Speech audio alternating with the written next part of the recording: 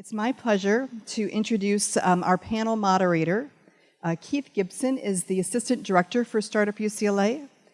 And our panel guests, Paris Benson, Founder and CEO of Wizely Finances. Tina Davar. Yes. Tina Davar, CEO of Barren Enterprises, and Jim Brandt, angel investor and on the executive committee of Tech Coast Angels. So please join me in giving them another warm brew and welcome. Thanks, Deanna. Everyone, thanks for coming out tonight. So I want this to be a pretty conversational panel, and so I'm going to encourage the panelists to ask each other questions, I guess once they figure out these mics. How's it working? Hello. Got it? Hello, hello. Okay, hello. We all got it going. So I want it to be conversational, so I'm going to encourage them to ask each other questions, to follow up on things that I asked them. But I just want to start out by asking each of them how they got started, how they got to where they are now, and to tell us a bit about the companies that they're running. So let's start with Paris. Hi, everybody. My name is Paris Benson. I am currently the CEO and founder of a company called Wizely Finance. We build a white label lending platform that helps regional banks and credit unions offer debt consolidation loans to their best customers. So the idea is if you guys have credit cards or your parents have credit cards and they're super high interest rates, if they're banking with a regional bank, we help that bank see their credit cards at other banks, see if they're a good lending risk, and then quickly, within 3 minutes, pay off all of their credit card debt and bring their interest rates from like 28% down to 12 or 13%, saving them a bunch of money. This is my fourth fintech startup. I started kind of early. My dad's a computer engineer, so I started coding when I was 14, 15.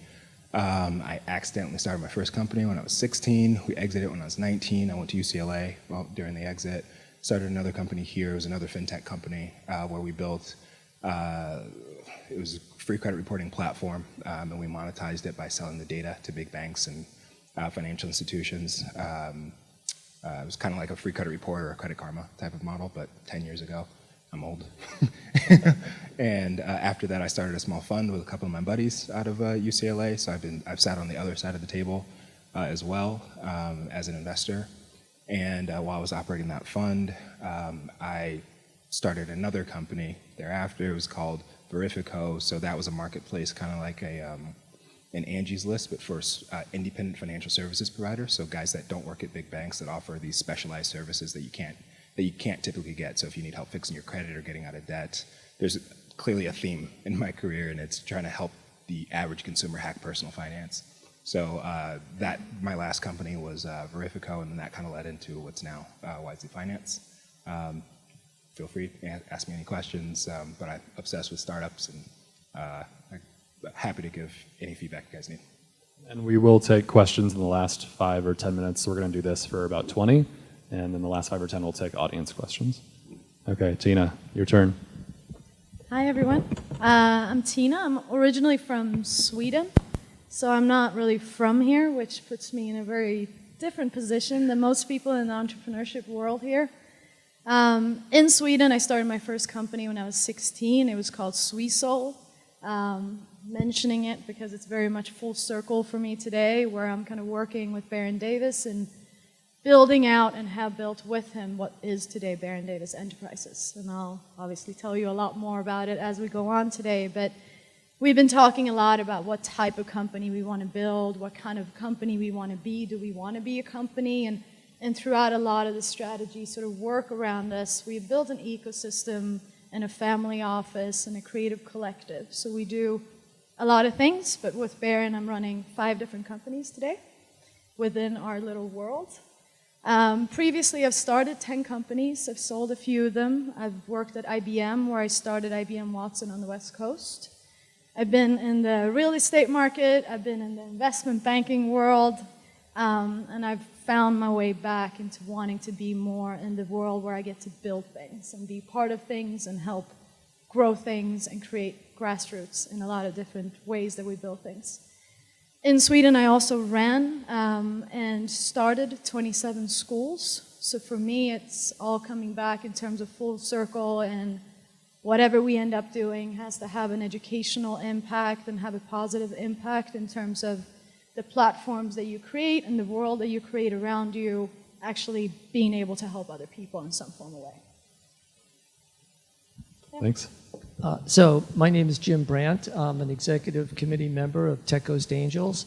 TCA is one of the largest, most active angel groups in the country. Certainly in Southern California, we're very, very active in funding entrepreneurs. In fact, you're at the right place because we're looking to fund bold entrepreneurs with exciting ideas. We invest across all the verticals. We do environmental, clean tech, fintech, software, internet, life sciences, and as for me, I went to law school before before all of you were born. I practiced law for a couple of years, and then I quit. It wasn't really for me. I joined a family business. We owned a chain of movie theaters on the East Coast, and as a result, an older brother and I went over to Europe when the dollar was strong. We produced some low-budget feature films. All I can really say is that they had a beginning, middle, and an end. They weren't spectaculars, but we did make more money than we spent on them. Because we had a chain of theaters, one of our theaters was located in South Beach, Miami, and in the mid-'80s we converted it into the largest nightclub in South Beach with a capacity of 3,000 people. So that was an interesting experience for me.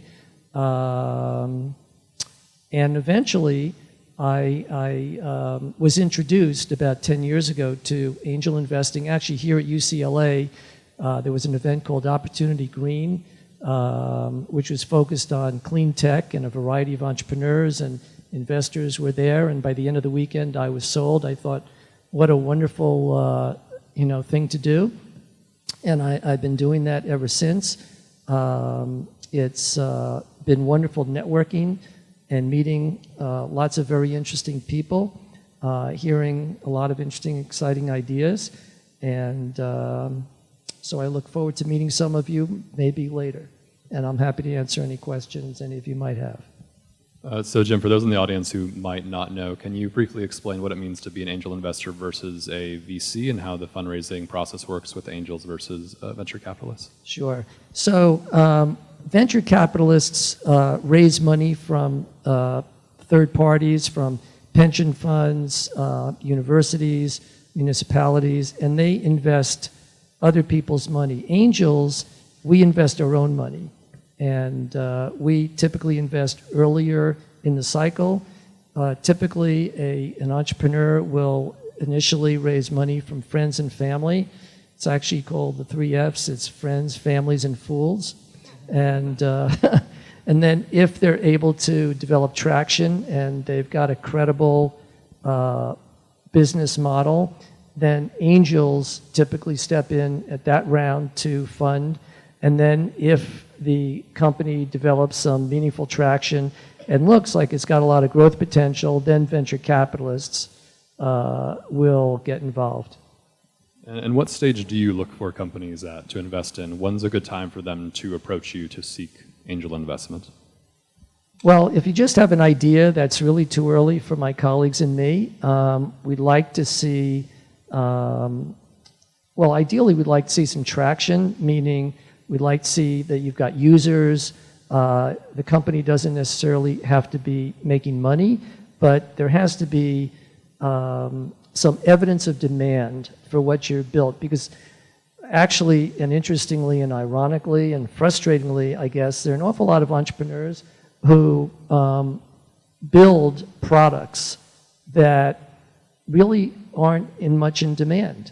And so even though they're excited about it, and even though the product is pretty neat maybe, unless there's significant demand and potential demand, and the market for the product is large enough, I think you'd find it very challenging to raise angel money, certainly raise venture capital money. Can you quickly give an example of the kind of demand that you've seen these companies exhibit before you decided to invest? How much traction did they have out of the 100+ companies that you've invested in when you decided to invest? It really, that's a hard one to answer with specificity. What we want to see is growing demand. and I can't, it would really vary from situation to situation what any particular number metric we'd want to see. I'll use the mic, sorry. So Tina, can you tell us about what it means to run Barren Davis Enterprises at this early stage and how that compares to starting your own companies previously, working at IBM and starting IBM Watson on the West Coast there? What is the comparison between those? All of it? All of it. All of it. I think I'm working harder now than I ever have, mostly because I'm truly, truly passionate about what we're trying to build. It comes from creativity, it comes from somewhere where we're really trying to build something not just viable and great for the next few years or to raise money. We're trying to build something that we want to last for a very, very, very long time and create a platform for ourselves that we can live off and be around and bring in the right people to really do it. So I would say running your own companies, being a founder of your own companies is easy in the sense that you have all the control, that you can do things, but you miss out on a lot not having the right partner with you and not having the right team. I think one thing that I've always been very good at, and there are a lot of things I'm not good at, but one thing I've been very good at is investing into people I believe in and I think have a good heart and are really passionate and know what they're doing and are working in a field and a world that is very similar to where we're at, but some form of capability that I might not have or someone else on the team might not have.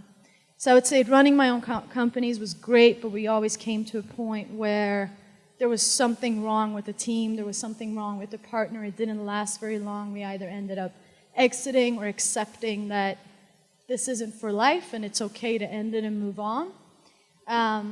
At IBM, what I was doing mostly is IBM started IBM Watson. I'm not sure how familiar you guys are with Watson, but Watson is IBM's AI component, their sort of big cognitive computing, as they call it.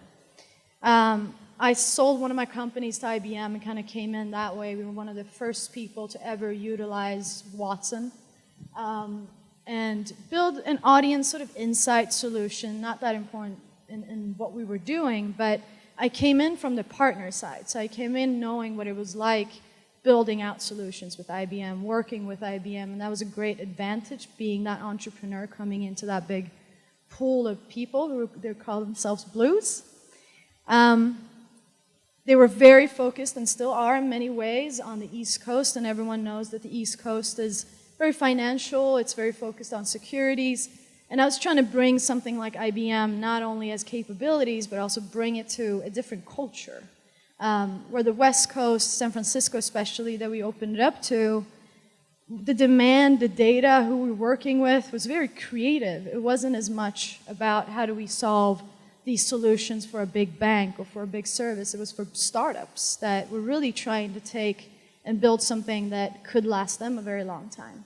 So that was very different. We built an ecosystem where Watson sort of sits in the middle and you have all of these different partners in cross-market coming in and wanting to build solutions with you. And so my job was not only building out the whole thing as a company and the team, but also vetting. I think during a year I vetted almost 3,000 companies that came through to us. So something I really enjoy doing, and I do a lot with Barren today, is looking through all of these deals, these guys, these girls, the people that come in with great ideas to see what's worth building and what's worth actually investing into, and where do you start and how do you section things out, version 1, version 2, version 3. And in a year we built 50 solutions that we took to market. So very different. I wasn't personally about the bigger politics of it all. I ended up feeling that I was doing all this hard work, but I was spinning a lot of wheels for other people to spin wheels, instead of seeing how this could be mine and owned and actually turn into something that I could care more about. But I walked away being very close to my partners and maybe not as close to the actual IBMers, which is also an issue. With Barren, I walked in and I met Barren earlier this year, so we've done a lot. We joke around in the office saying things move in dog years for us. But we came in, we looked at an entire history of his career and a history of mine and combined the two and built this company together, which has really been about the people that we brought in and the people that he knows and his master connection and my master connection in the tech world or the startup world and joining those forces. So it's really relieving to have a partner that I can work with and hopefully being that for him as well.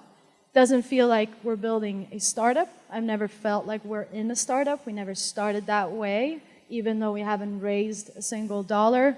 It's always been about taking 2 steps forward and 3 steps back constantly to go back and look at the blueprints. And we've done so much strategizing on all the different ways to raise money because there's not just one way, to your point. There's the angels, there's the VCs, there's the funds that you can build, and there's what you want to give away and how do you structure your company to own and keep some of the work that you're doing and not be reliant on your investors. So it's all very different experiences. Given your previous experience raising money, what are you thinking about doing to not maybe show your hand too much? What are you thinking about doing for Barren Davis Enterprises, given your previous experience?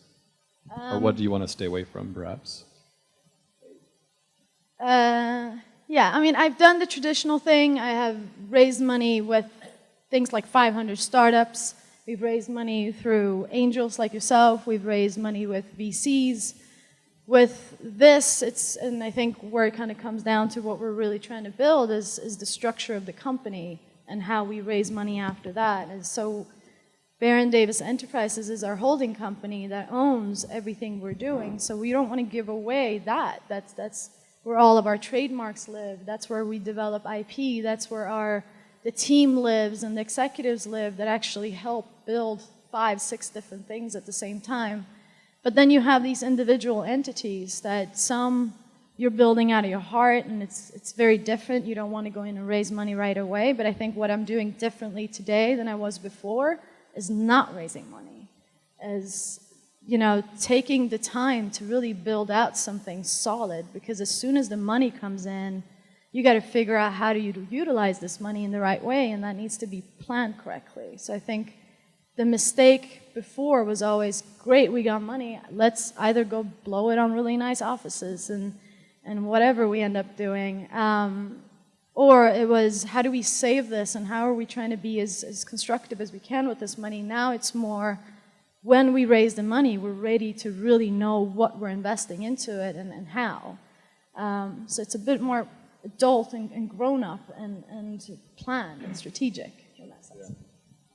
Go ahead, Jim. Yeah, I just wanted to add to something we were discussing earlier, which was I think we got too focused on traction. Ultimately, my colleagues and me, and I think angel investors generally, we invest in the team. In real estate, people say there are 3 really important things. It's location, location, location. And investing in startups, the 3 most important things are the team, the team, the team. And it's so vital. Of course, you've got to have passion, you've got to be smart. You also have to have really strong people skills, interpersonal skills, because believe it or not, the single biggest reason for startups to fail is that somehow the team implodes for one reason or another.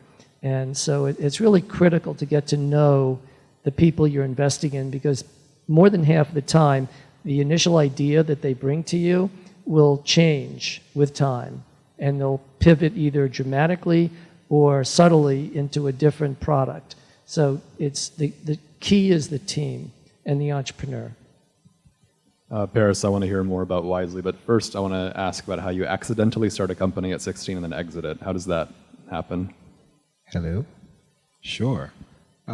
So, like I told you guys, my dad he's an entrepreneur as well, and he's a computer engineer. The idea was for me to watch what he's doing. He's my best friend, and so I watched, him start companies and sell them and monetize them over my entire life. And so when I was how's that? Is that better? How's this? All right. So just to recap, my father's an entrepreneur. He's an engineer, and he built companies and sold them, throughout my life. So I was supposed to go to UCLA, get my JD, or go to UCLA, study computer science, then go to Stanford, get my JD MBA, come back and take over my dad's companies. Right, that was the idea.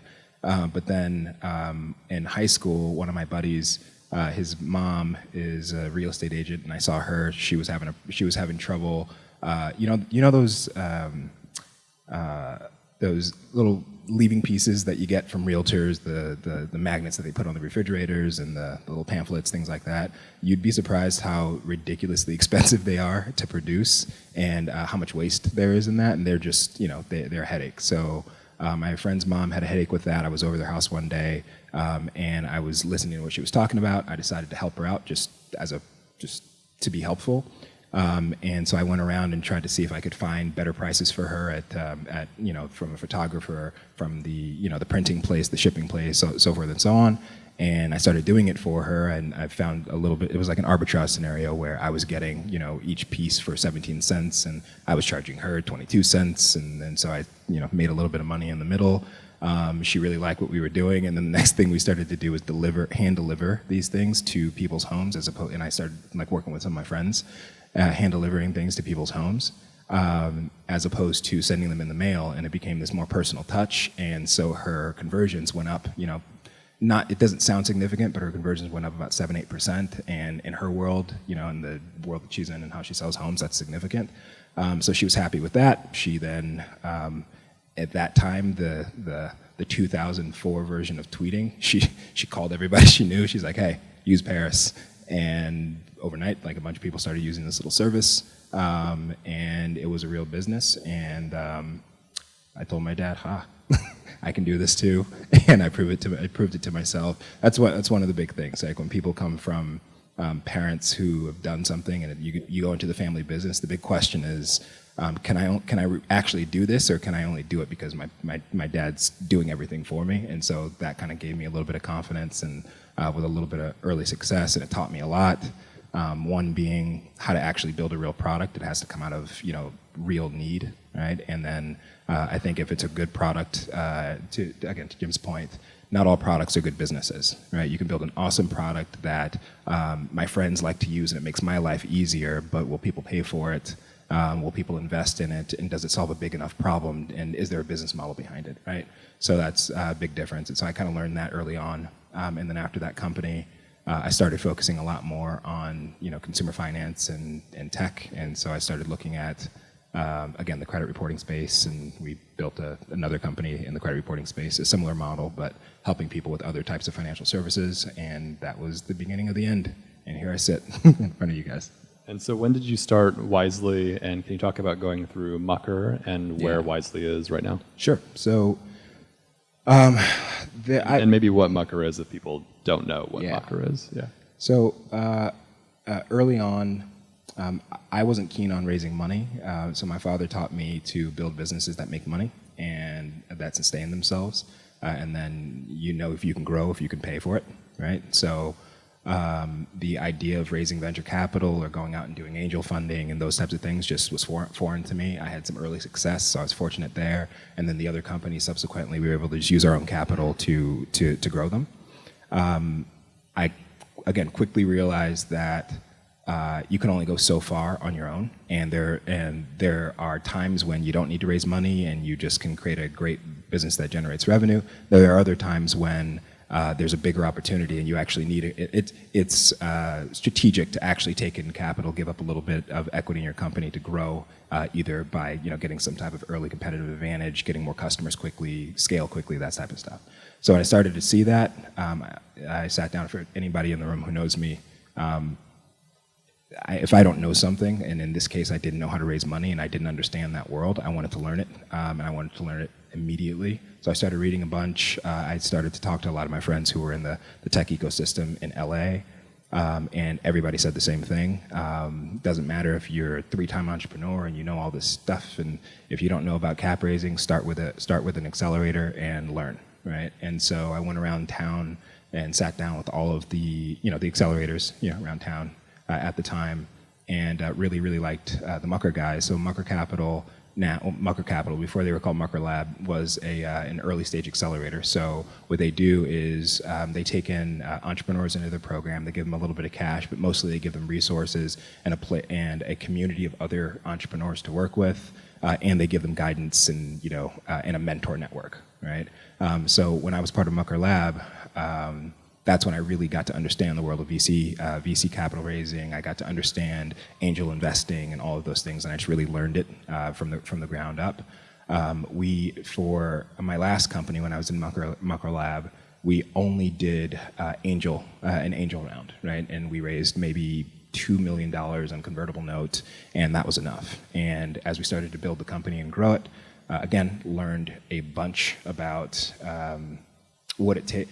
Building a company that's been funded is totally different than building a company that you're funding yourself, specifically because it's your money. Whenever I'm spending my money, I know exactly what I'm doing, and I don't get the fancy office until we can absolutely afford it. And even when we can afford it, I prefer to do something else with it, right? It gets a little bit trickier when you take in money and you're young and it's early, so I learned that really quickly as well. And I think the other piece that I learned is building the right team early is key. So anyhow, with Mucker Lab, they allowed us to get in there. I developed a lot of great relationships, a lot of great team members. As we started growing that company over maybe a 2-3 year period, we got it to the point where we were doing $1.5 million, $2 million a month in sales on the platform.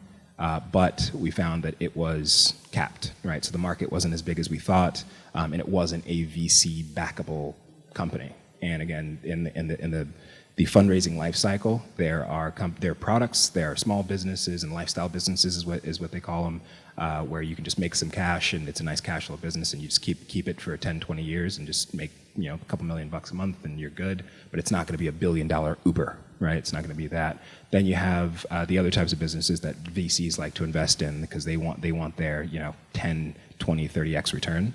And so my last company was not going to be that. It was a nice couple $1 million a month, kind of revenue business, but the market wasn't there. So me and my team sat down and we were thinking about how can we more deeply impact the consumer's pocket, but at scale, right? And then that's where the idea of Wizely Finance came from. We used to be a marketplace for small financial services providers, and it had a really big impact on consumers, but the market wasn't big enough to grow more than $60-70 million in revenue a year, right? So then we started thinking about what financial products are plaguing people in the market now. A big one was student loan debt, and another big one is credit card debt. My co-founder is the former CEO of CitiCard, so he's an expert on the credit card debt space. Started digging into that, and we found really quickly that Wizely Finance was more scalable than the other model, and we found product market fit very quickly. We built a product. We went out and got a couple of banks that wanted to use the product, and then we just went out and raised our first venture, or we're venture back now. We just closed our seed round. It's like a $5.3 million seed round, and I will tell you all the war stories of that if you guys want to know. It was quite the experience. I thought it was going to take a couple of months, and it was going to be fine. It took like 6 months, and all I could do was sit down with VCs and fly from here to there, and it was a crazy experience, but it was totally worth it, and our company's in a better position for it. We found some really good partners. And Wizely isn't launched yet, right? Or you're not public yet? No, we are not. And so can you speak to how you're able to get such a large seed round without actually even launching, getting, I guess, traction to this point, unless you feel like you have some kind of validation outside of that? So we do. So there's a lot that you can do other than generating revenue. So traction is, well, in the early stage first, it's all about team. As of right now, our team is, people said like we're kind of engineered to do what we're doing. It's myself, so I've been building fintech platforms. My co-founder, Sammy, former CEO of CitiCards, we're dealing with credit card debt. We have an M&A or an investment banker who does business development with regional banks and credit unions as his career. He's on our team. Our CRO is the former chief risk officer at Barclays and Wells Fargo. So we have a really killer team. And again, one of the things I've learned over the years is focus on team first and make sure that the team is solid, tight, and we work really well together. Right? That's the first thing. I think that's been the biggest reason why we've been able to get as much traction on our raise. because that translated directly into how we've built the business. We built our product out of market demand. So there are a bunch of banks that needed this product. We didn't just dream it up and say, hey, let's build something and hope that there were people out there that wanted to buy it. We went and asked the banks first. We worked with about 40 banks to build this product, and then we built it, again, based on market demand. I think the investors liked that as well. And typically it would take maybe 18, 24 months to get a couple of the customers that we had, but we got them in 9 because of, again, the team and the relationships that we have. And I think the final thing is the revenue model.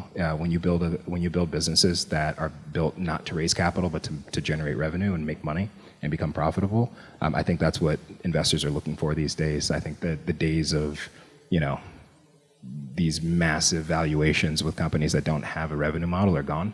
And VCs and investors are looking for companies that actually have the ability to generate revenue and have thought through that. So we did that stuff, and I think people recognized it before we go public.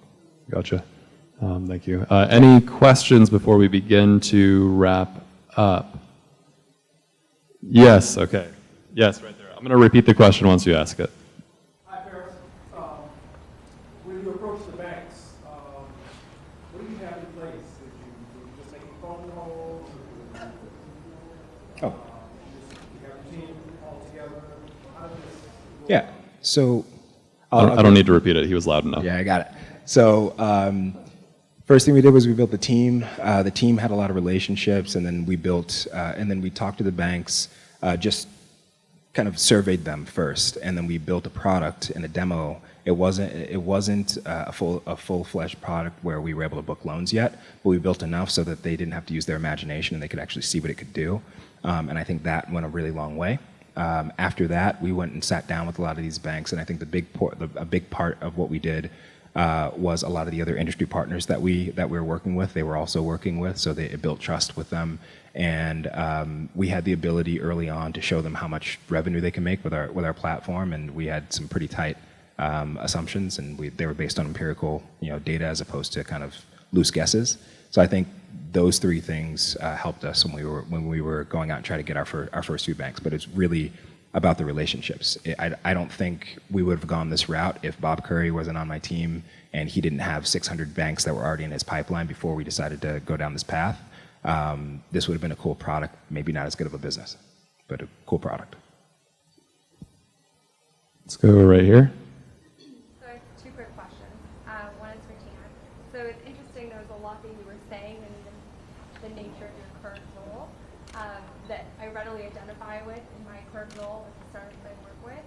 So I was curious, when you were talking about you have all these great ideas that you guys are spinning up as sort of separate entities under your parent company. I'm curious, when you're looking at raising funding, if you're looking at individually raising funding for each of their separate products or projects, or if you're looking at raising funding that's going to go under the parent corporation, and then within that you're going to figure out how to sort of divvy it up amongst those projects. And that sounds like that's kind of what's challenging when you're pitching for funding. And then the other question I had, which Jim, maybe you can speak to, I'm still learning about the fundraising process, and so I'm curious, is there ever a path where you bypass angel investment and go straight to VC funding, or if you've gone to VC, you've almost always, or maybe always, gone through angel? So the first question for people that couldn't hear was, did Tina try to raise money, or is she trying to raise money for all the projects underneath Barren Davis Enterprises at the same time, or for Barren Davis Enterprises as a whole, and then to use that money for each of the projects individually? Let's tackle that one first. It's a good question. I think structuring out companies and structuring out a purposeful ecosystem doesn't necessarily always mean that you have a funnel that goes through everything. It really is about what type of companies they are and how you categorize them in one thing. So for instance, if there's 2, 3 companies, they're all focused on content, for instance, and 2 working on technology, you could potentially raise them in the same world, where there is an investor that might be interested in all the things that you're doing. But I think it has to be bucketed out in terms of expertise from the investors that you're bringing in, so that they are not just investing into you and everything you're doing, because that is, it could be a risk level on all sorts of ways if it's not in their interest and not something they want to do. Some things are much more profitable, some things are way more focused on the community and the culture and education, and some things more on very base sort of revenue models that are cash kings and they're supposed to be bringing in money. So I think you have to identify each company for whom you're raising money for. But I also think that there is, and we haven't really talked about it here, and you mentioned a little bit, by being in these communities and being in something like Startup UCLA, or I have run companies from Singularity University to Galvanize in San Francisco to WeWorks, and surprisingly enough, you meet a lot of people, and I made a point out of having one-on-ones with every single company, every single person that I was in the same space as. So a lot of the times you realize you don't need to raise the money, but you can collaborate with people who might have a capability that you don't have. So it's the money that you're raising is really going to some resources, but if you can find those resources in other ways, you might not need to raise money on certain things. Or if you hire the right people, to your point, who has a background and you know where you're going, that has a background and a resource inside that, you might not need to raise money at all. And then there are the grants out there that people forget, that if you are working on something that is good, first of all, which is the biggest commodity today, is good. If you're as a company, and that's the result of social media and everything else that's happened, it's given companies the challenge of explaining what they stand for and what they're trying to do. And for every startup, that's even harder because you're breaking through. But when you're doing something good, no matter what that good is, there's always a grant to match it. As a female entrepreneur, I've gotten grants for being a female entrepreneur. I've gotten grants for being an immigrant here, to seeing building out systems that matches grant systems just to see how you can fuel things through grants. So a lot of people forget that, and they go straight to the VCs or to the angels and get themselves a little confused sometimes in the process of what they're doing, trying to satisfy these investors instead of going to the people that would support the things you're trying to do. So I don't know if that helps answer it, but it is categorized. There are various ways of raising money and resources. And to, I think, what you were trying to ask as well is family and friends and influence, and influencers around you are always, you say the last F is a fool, but it is people that vet you, that know you, that being in these incubators help bring a lot of these people into your life that you can get help from. Ask for help. Ask for a lot of help all the time. So the question, to repeat, and this is going to be the last question, unfortunately, to repeat the question was, is there a way to bypass angels and go straight to VCs? Well, first of all, it would be a big mistake to bypass me and my colleagues. But so years ago, venture capitalists really wouldn't invest early stage of a company.